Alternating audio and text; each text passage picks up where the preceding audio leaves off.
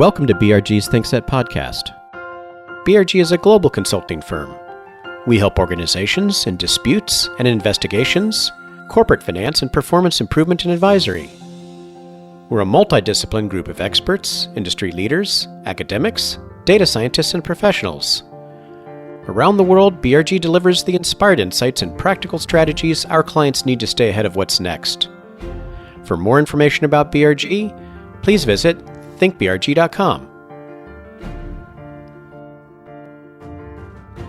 Hello, my name is David Teese. I'm Executive Chairman of the Berkeley Research Group and a professor in the Business School at the University of California, Berkeley.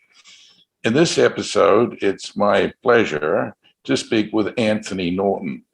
He's the co-founder and director of Norton's Inc., which is a premier boutique law firm headquartered in South Africa. Today, we're going to be talking about his firm, but more importantly, about the future of competition law in South Africa and how boutique firms like Norton's are navigating today's challenging environment. First of all, good morning or good afternoon, Anthony. How are you? I'm very well, thank you. And you, David? Well, I'm in London today, not in my normal California office. As I reflect on the past, I think it's over 3 decades since South Africa got its Competition Act in 1989. And I understand that, Anthony, you were the first legal practitioner to appear before the Competition Appeals Court. I think that means that you have a unique perspective on the evolution of competition law and the enforcement process in South Africa. So I'd love to hear from you how things are different from what they were back at the beginning. And then we'll move on to talk about how they might evolve from here on out. I was very fortunate at the outset, way back in 1989, to be invited to a course in the US in DC, which was run by the Department of Justice. That was a sort of 2-week course for South African enforcement agencies to get them started when the new Competition Act was in its infancy and was getting going. And there weren't really any lawyers from the private sector involved, and I was one of the few to sort of be invited to join. And I think my interest in competition law started then. There were some great US lawyers and economists at that course, and that really stimulated my interest. And South African competition law really got going from then. And I think, to be fair, we were playing catch up with developed economies like the US, like Europe, and competition law really was in its infancy in those days. I think a lot has changed since then. And I think one of the most significant changes is the new emphasis on what I would call public interest considerations, which is fairly unique in the world of competition law worldwide. And also the constitutional emphasis on competition law, which has started to, I think, flavor our competition law jurisprudence more recently. And what I mean by that is we in South Africa have a constitution like you have in the US, but increasingly the way in which the courts are interpreting our Competition Act has got a constitutional flavor to it. In other words, it's very much a sort of rights-based interpretation of our principles. And I think that primarily affects things like the interpretation of abuse of dominance provisions in particular. But I think really it's the public interest dimension to competition law, which I think is very much a new emphasis, as well as the constitutional rights-based interpretation of the legislation. And I think those are probably the 2 most striking features of the way in which the law has evolved more recently. Tell me a little bit more about this public interest issue and how it differs from the consumer welfare criteria, which has crept into US law. Is it basically something similar, or is it much broader? I think it's much broader, and it's really this emphasis in South Africa because of our previous political history about advancing the rights of previously disadvantaged persons. So public interest law or public interest law aspects under our competition law are really designed to foster participation in the economy by previously disadvantaged persons and also to foster and improve employment domestically. So, for example, in a merger context, when the authority is evaluating a merger, they don't only look at traditional competition law issues such as unilateral and coordinated effects, but they also look at the public interest dimensions. In other words, will the transaction enhance participation in the economy by previously disadvantaged persons? Will it enhance employment, or will it be negative for any of those public interest criteria? And increasingly, there is a very, very significant emphasis on those issues. I think sometimes more of an emphasis than on the traditional competition law issues. To give you an example, we were recently involved in a very significant transaction which had major competition law consequences. But what the merging parties did in that case is they tendered conditions which would foster the public interest aspects of the case and suggested that on the basis of those public interest conditions that the transaction should be approved, notwithstanding the very negative competition law consequences of the transaction. And ultimately, it was approved on that basis. And I think personally, I have a concern sometimes that the competition law considerations are becoming secondary to the public interest issues. And obviously, that has also significant consequences from a consumer welfare perspective. Does this mean that the emphasis on public interest will almost always trump efficiency and innovation, or are efficiency and innovation at least keeping their head above water, so to speak? I think they're keeping their head above water, and I don't think we've reached a point yet where the public interest considerations are the overriding factor. But I think they are increasingly significant. And I think sometimes there is undue emphasis on public interest criteria as opposed to a very clinical and objective assessment of the competition issues. To my mind, at the very least, they should be equally weighted.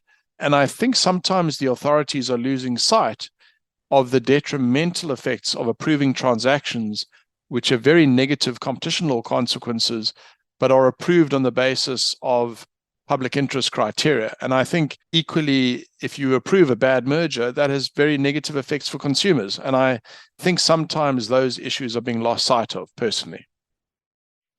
Well, I suppose if it's an international or global merger, it probably creates a bit more uncertainty then about, well, how is it going to go in South Africa? Do you see a decoupling then with respect to global issues between South Africa and the rest of the world? Is there enough common base that one can still get a fair degree of predictability if you're an international player?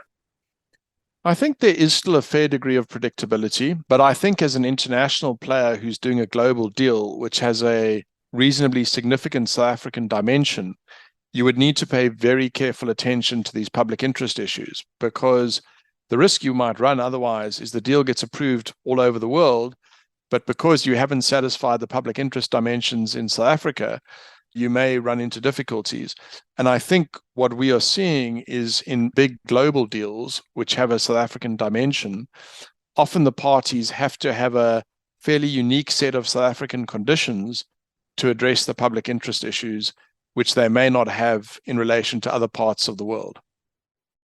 Well, I get the public interest angle. I'm not quite sure about the constitutional angle. I'm an economist, not a lawyer. So how does that play into the efficiency and innovation criteria that are commonly used? South Africa's constitution, I think, is a very advanced one, and I think is often recognized actually internationally as one of the best or better constitutions worldwide. But one of the great emphases in the constitution is that it's very much a rights-driven constitution, and I think also looks to protect the interests, again, of previously disadvantaged persons. And the way in which that plays out, insofar as the Competition Act is concerned, is, I think, particularly in relation to the abuse of dominance provisions, where you have large dominant companies whose actions affect predominantly small and medium-sized businesses. What recent cases are saying is that the authority needs to take into account the effects on those types of entities.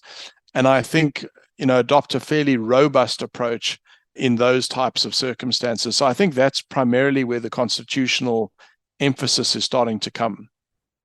So if I think about the tech sector, for instance, that would enable at least competition policy issues to maybe front run other regulatory issues or other regulatory structures, privacy issues or access issues and so forth. I guess competition has a place alongside of them, but maybe sometimes it's ahead of them.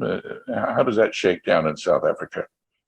Well, I think you're right. And interestingly, Eleanor Fox has written quite extensively on this topic. And had written a number of interesting articles about how South Africa's constitution should inform its competition law jurisprudence.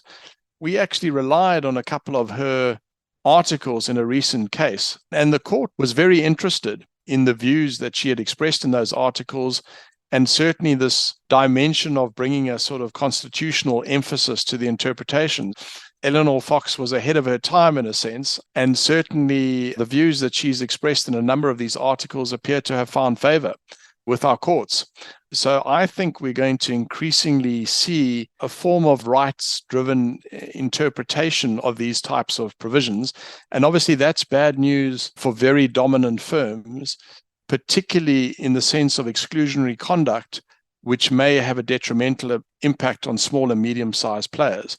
And I think that's probably where the constitutional emphasis is likely to come. Well, that's very interesting. And you've touched on monopoly power and dominance issues several times. But what we haven't talked about is price fixing, exchange of information, and what in the US, of course, we call Section 1 issues. Are there any significant differences between South Africa and most other developed countries with respect to those issues? And what have the recent amendments to the guidelines on exchange of information done in terms of how they might affect business behavior in your practice? I think South Africa's approach to so-called cartel conduct, price fixing, market allocation, collusive tendering is very much mainstream, and I think very much in keeping with everywhere else in the world on those issues. So I think that's pretty standard, to be honest. I think insofar as information exchange is concerned, I think the principles here are again very much in keeping with mainstream competition law jurisdictions. I think the recent guidelines published by the Commission, all they've really done, I think, is clarified the Commission's approach, and that it is adopting one which is really in keeping with that taken by the European Commission or the DOJ, etc. So I don't think there's anything particularly different in the approach taken in South Africa, but other forms of information exchange, particularly which deal with disaggregated, commercially sensitive information, and particularly information which may have an impact on pricing decisions or allocation of markets, that the agency is saying it's going to look at very carefully. And I think, we obviously live in a world which is technology driven at the moment. So things like algorithms, etc., which may be used as a form of coordination, I think are increasingly under scrutiny.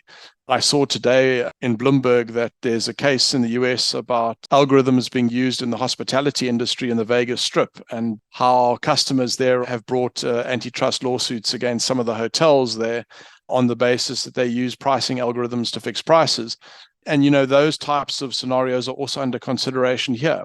These types of issues we are looking at very carefully here about the use of AI to facilitate coordination on pricing, etc. So I think we are very much in keeping with the rest of the world, and certainly the bigger competition jurisdictions, in the way in which information exchange is viewed.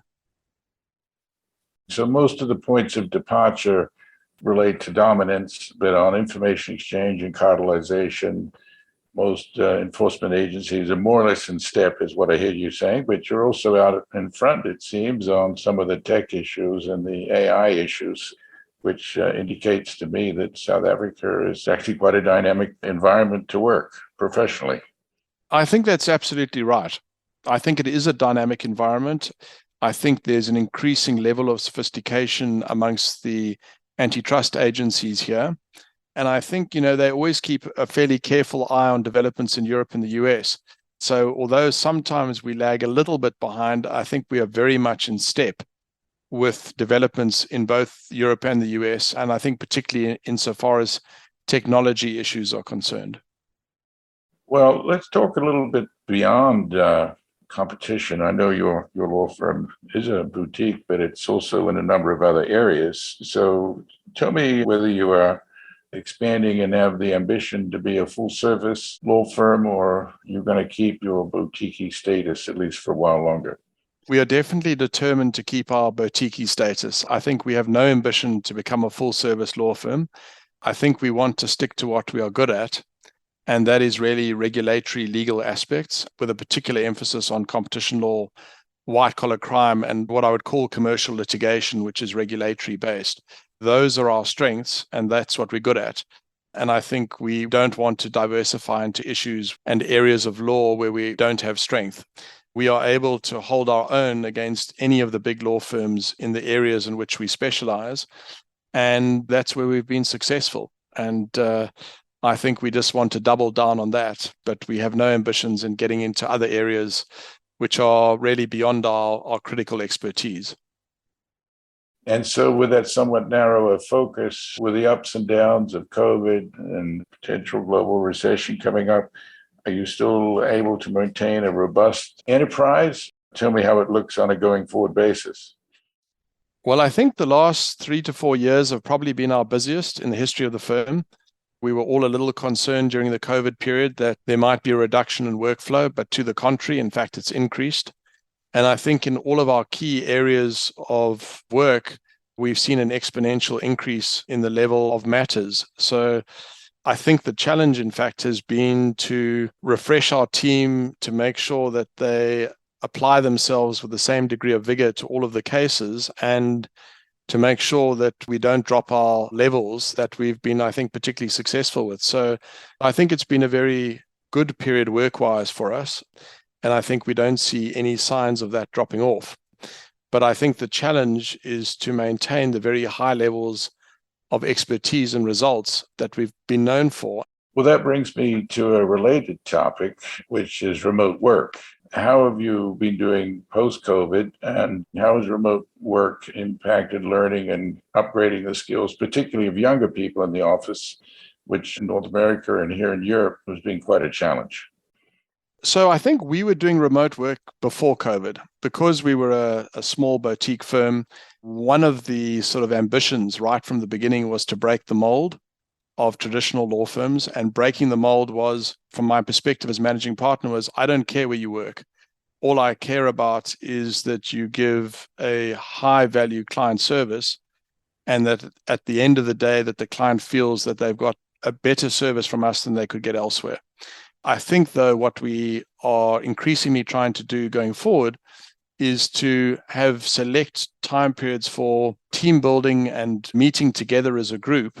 It's more engaging in sort of activities and issues which are not law related, but really to build relationships within the firm, because I think on a daily basis the legal issues are being dealt with. Well, kudos, and I'm delighted to hear that your firm is evolving very positively in that regard. I heard that recently you had a big case on behalf of eMedia. As I understand it, this was a broadcasting company, and MultiChoice was forced to place 4 of the company's ETV channels back on this DSTV platform.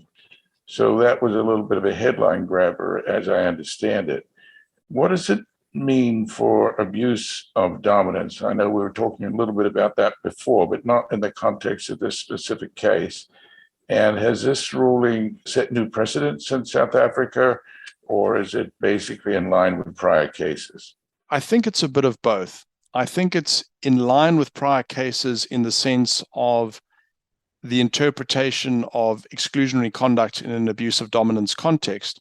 But where I think it is unique is when we were doing this case, I searched far and wide to find a similar case in any other jurisdiction where a dominant satellite broadcaster was required by a court in another jurisdiction or a competition authority to reinstate channels which it had removed from the platform, ostensibly for commercial reasons. And I battled to find a similar case in any other jurisdiction, and we looked very carefully, particularly in the US and Europe, to try and find a similar case, particularly in the television broadcasting sector, and we didn't find one. So I think it's a pretty unique case from that point of view. The application of antitrust competition law principles in this case, I think, was reasonably normal. I mean, you had a very, very dominant player from a South African point of view with more than 60% market share, excluding a rival's channels for reasons which ultimately the court found were anti-competitive. But I think there were features of the case which were pretty unique. So I think we were very pleased with the outcome, and I think it does set a precedent, certainly for the broadcasting sector in South Africa. Well, let's come back to this public interest issue, although not in the context of competition policy, but just in general. I understand that you've been representing clients like the Non-for-Profit Freedom Under the Law organization, and that you do work to support constitutional democracy. What do you think is important for your firm to do in matters like this in South Africa? And how do you select the issues that you're willing to support on a pro bono basis, if that's the way you're doing it? This is an issue that I think we feel particularly strongly about, and we do a number of pro bono matters of this kind, particularly cases which we think are fundamental to underpinning democratic rights in South Africa.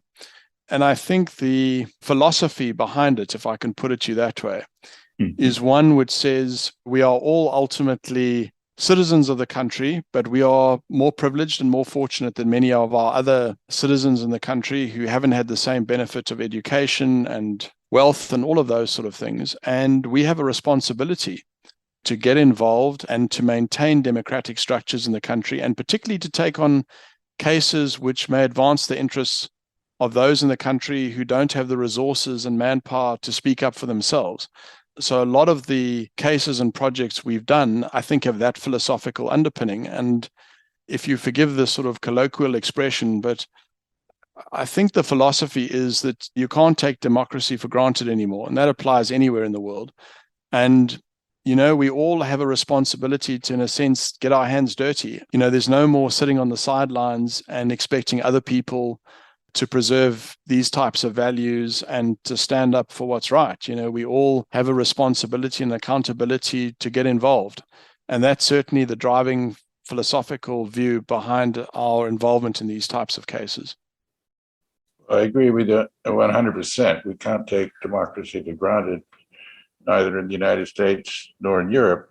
We're almost out of time here, Anthony, but I have a last question for you, since you've accomplished a lot here. But look back over the last 3 years. What's the biggest lesson that you've learned about managing a law firm? And how are you looking for the next 3 to 5 years from a leadership point of view, from a management point of view, and from a stewardship point of view? Can you give me a sense of where you've come from as a leader, where your firm has come from, and where it needs to go, and where you hope it will go? I was thrown into the deep end when we started this law firm almost 15 years ago, having left a very established law firm with all of the infrastructure and everything. So I think it's been a very steep learning curve over the years, particularly about developing the firm's infrastructure and resources. But I think probably the biggest learning has been about, and it's going to sound slightly cliched, but the importance of the people within the firm and developing the expertise and the resources from a personnel perspective within the firm, and really realizing that our people are our greatest asset. Ultimately what drives the firm and drives its reputation is the people within it.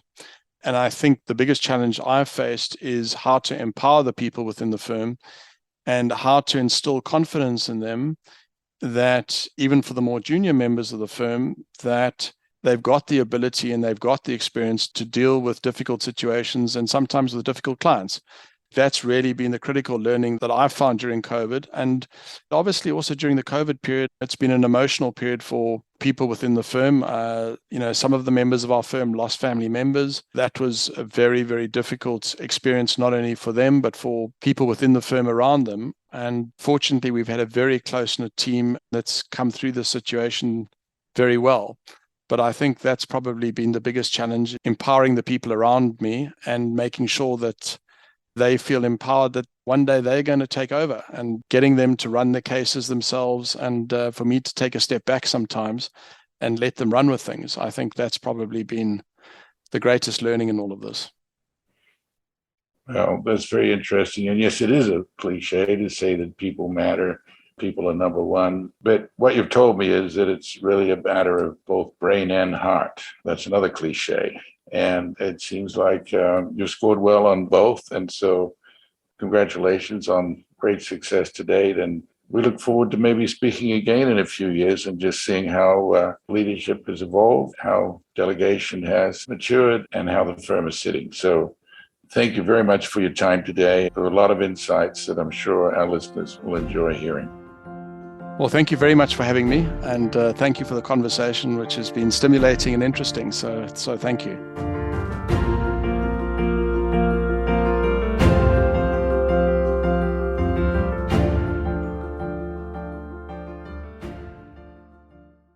The views and opinions expressed in this podcast are those of the participants and do not necessarily reflect the opinions, position, or policy of Berkeley Research Group or its other employees and affiliates.